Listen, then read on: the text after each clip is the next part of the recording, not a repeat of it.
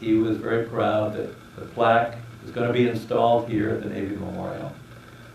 And he's part of a team of senior military that quite a few years ago made a decision that our Navy needs a place in Washington to celebrate and commemorate things appropriate to both their service in the Navy as well as things relevant to the United States history, particularly military history. We are busy here on a regular basis doing just that. The celebration part is often retirement ceremonies for folks that have served in the Navy, the Coast Guard, or the Merchant Marine.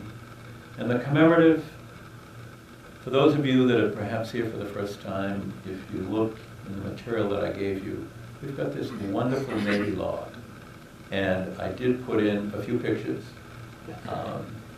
Anyone that had service in any of the sea services is eligible to put themselves. A dozen books, including histories of the battleships Arizona and Missouri, and the definitive book of history of the USS New Jersey. Remember the USS New Jersey veterans.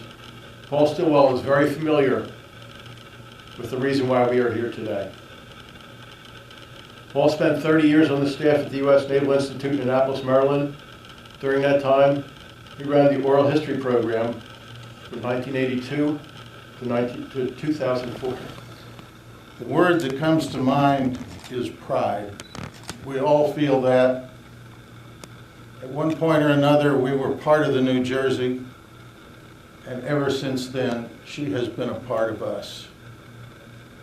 I'm sorry that Admiral Walker couldn't be here today because as he viewed her, the great lady, graduated from the Naval Academy in 1954, went to supply school, and the New Jersey was his first ship. As a supply officer, one of his jobs was to pay the crew.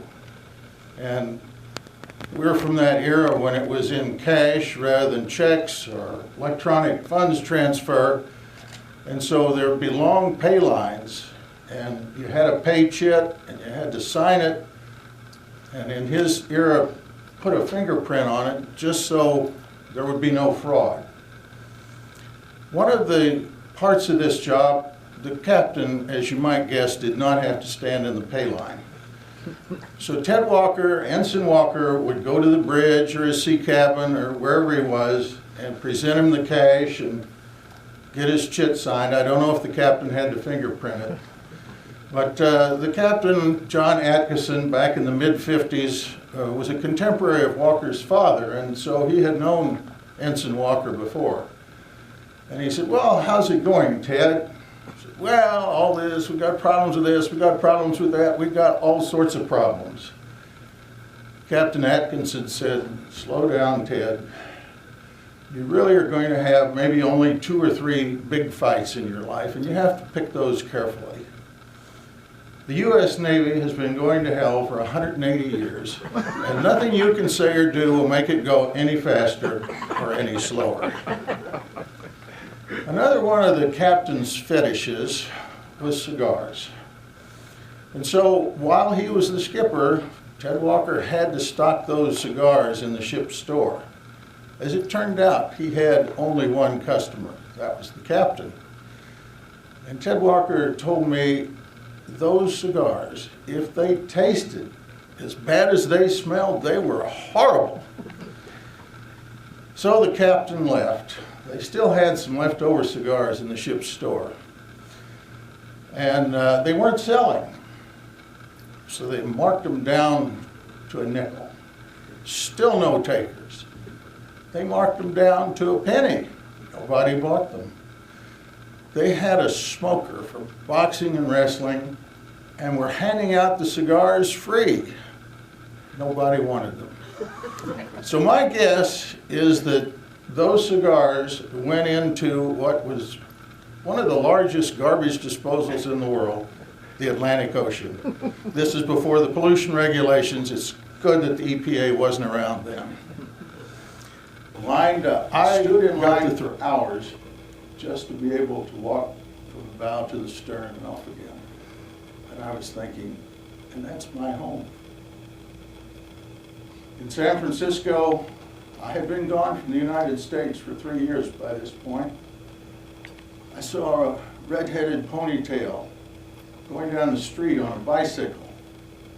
Thought, well, I wonder who she is. It wasn't a she, it was a guy. Things had changed. We went to Tacoma, Washington. People, the ship had to anchor out, and I had to watch one night ashore as beach guard, and the idea was to keep in touch with the ship by radio, see that all the guests got there safely, that they got back. And of course, the crew members were out on Liberty. A Liberty boat was about to take a group from the pier out to the ship at anchor. And there was a first-class petty officer there. And I'm assuming that he had imbibed a few drinks that night because he was a little unsteady, and his shipmates were getting him into the boat. And his inhibitions apparently were somewhat relaxed by that point. He pointed up to me. He said, "You there in the Navy suit, if you're lucky someday you'll grow up to be a battleship sailor too." We went out to Hawaii. What a place. I can still remember being in the wardroom lounge of the New Jersey when the TV carried the first moon landing on the 20th of July. I remember going to Waikiki Beach that day, getting back to the ship, and she was just silhouetted against the sunset. What a beautiful image that has stayed in my mind. Came back to California. We got a prospective new skipper on board, Captain Robert Peniston, and he was going to go through the turnover process with Captain Snyder. And one day while we were in the office, Captain Snyder got on the 1MC and he said, "I have some news. It's going to be announced in Washington that the New Jersey is going to be decommissioned." What a blow. I had gotten all my hopes up, looking forward to this deployment, and it wasn't to be. That reaction was echoed throughout the ship. There was a radioman named George Staffrose who put on quite a letter writing campaign to congressmen, try to get them to reverse it. And then came Captain Peniston, coming out from the Bureau of Naval Personnel.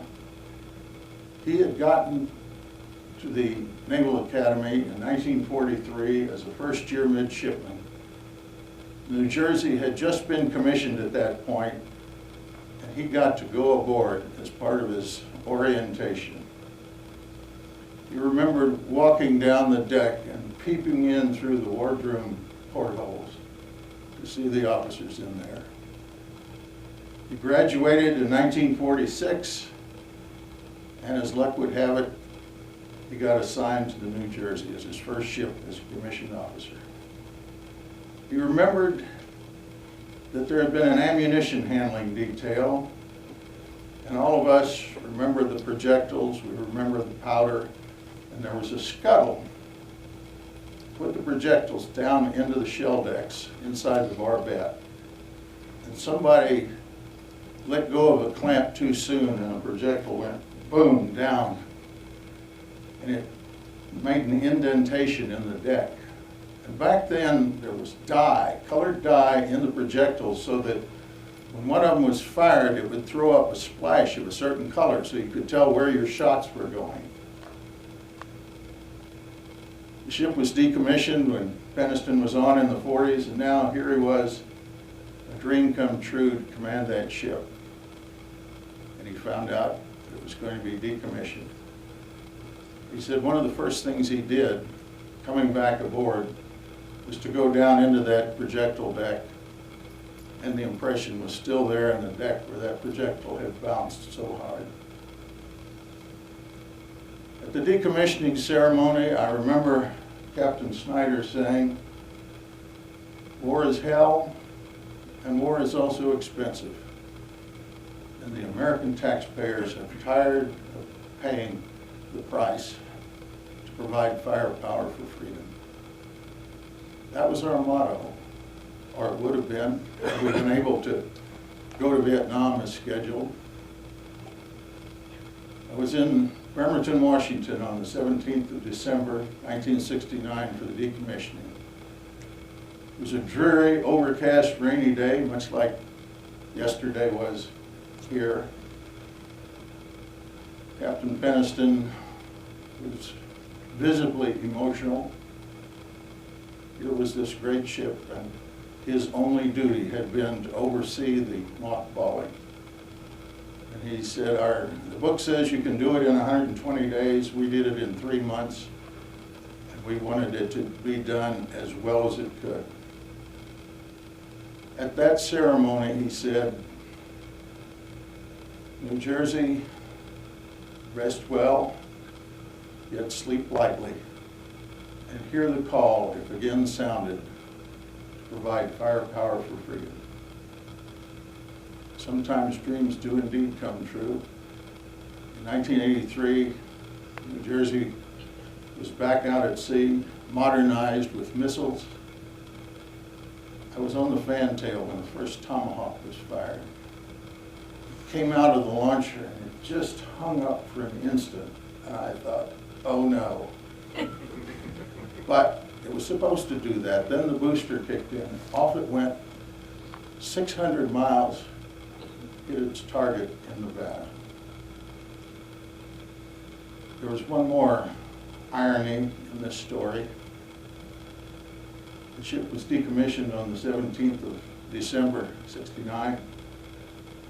On the 30th of December, I met my future wife in Minneapolis. I suspect that would not have happened if the ship had gone to Vietnam as scheduled. You never know. Thanks, all of you, for coming, and thanks for all the memories of a great show. Absolutely in awe. I am of each and every one of you. Every day I get to go on her. And there's many, I've been there almost 8 years now, and many days I literally will pinch myself, is this real?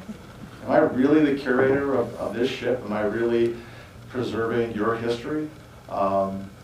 Because it's never lost on me why I and the volunteers and the staff of the ship do what we do.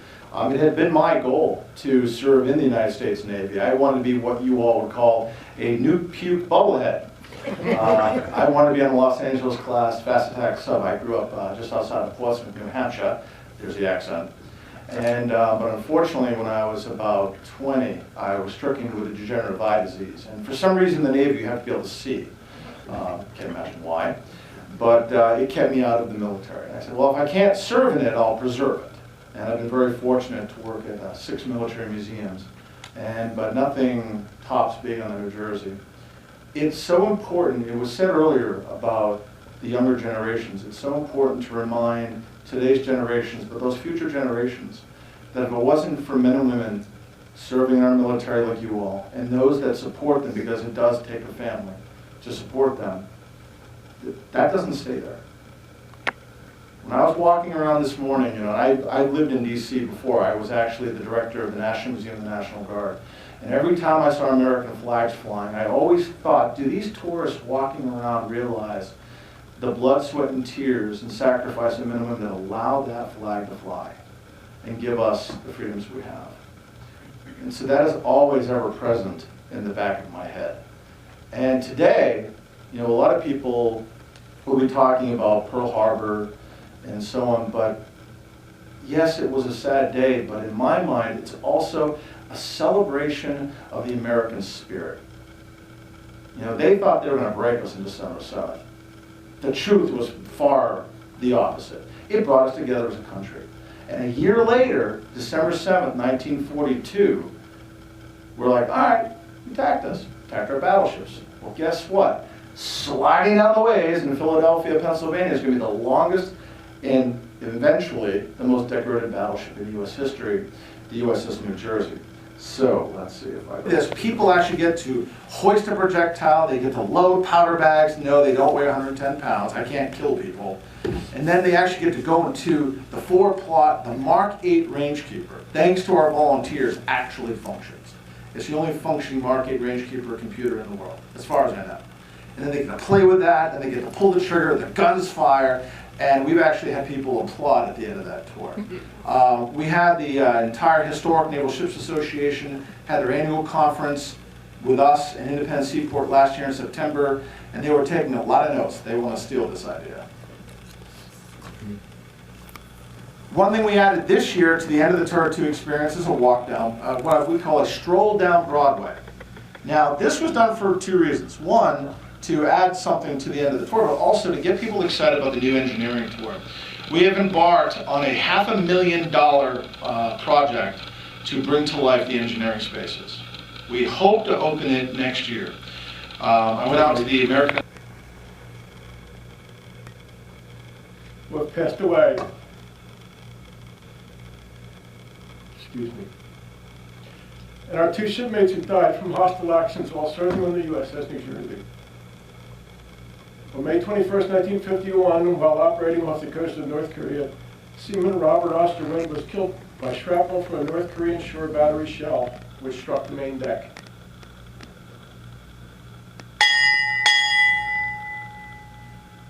On the 23rd of October, 1983, a terrorist-struck bomb devastated the U.S. Marine Barracks in Beirut, Lebanon. USS New Jersey Electronics Technician Chief Michael Gorchinsky was in the barracks that morning and was one of the 241 Marine, Navy, and Army personnel who died in the explosion. Please rise for the playing of flags.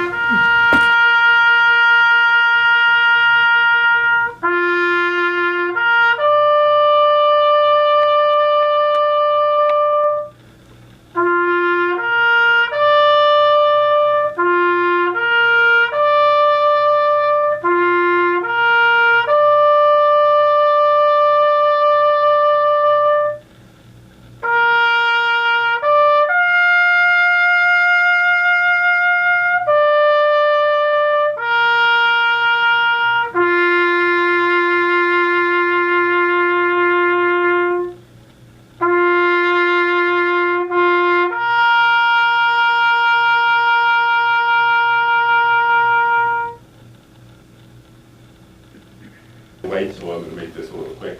One of the big things I want to thank is the crew, our members of our association who paid for this plaque, all their donations that made this possible.